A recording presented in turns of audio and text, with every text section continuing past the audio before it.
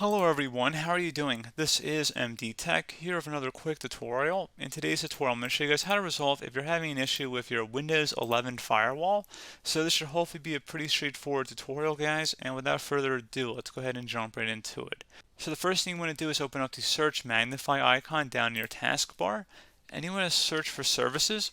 Best match should come back with services. Go ahead and open that up. You want to locate the Windows Defender Firewall service. And we're going to make this column a little wider here. So you can see Windows Defender Firewall. Go ahead and double click on that. Make sure startup type is automatic, and if service status is stopped, you want to go ahead and start it.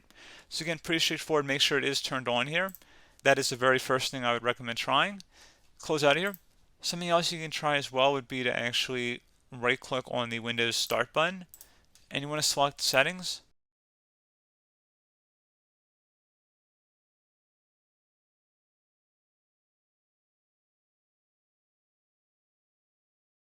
On the left side, you want to go select where it says Privacy and Security.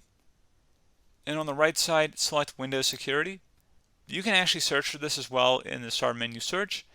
And then you want to go ahead on the right side here where it says Open Windows Security. So go ahead and open that up. Again, you can just go and open that up through the Start menu search as well. Select Firewall and Network Protection on the left side. And now on the right side, select where it says Restore Firewalls to Default. And then select Restore Defaults. Restoring the default settings will delete all settings of Windows Defender Firewall that you have made since Windows was installed. This may cause some apps to stop working. Do you want to continue? Select yes. Again, unless you have custom firewall rules that you've made, you may want to take note of them or export them before you select yes.